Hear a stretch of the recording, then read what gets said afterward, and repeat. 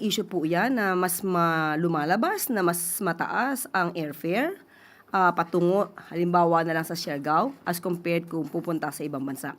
Pero ito po ay ginagawa na po ng paraan ni Secretary Banoy ng DOTR at sinabi po niya ang ilang mga dahilan kung bakit may mataas na airfare patungo sa mga ibang destinasyon sa Pilipinas.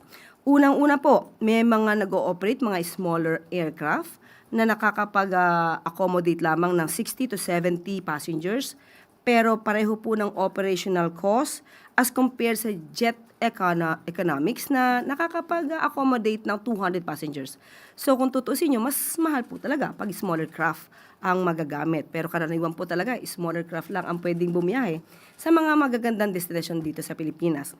Pangalawa po ay sinabi rin po niya na nakapag-negotiate na po siya at nakapag-usap na po sa pamunuan ng PAL at Cebu Pacific at nag-agree naman po na mababawasan ang presyo lalo-lalo pa sa mga sa Siargao flights.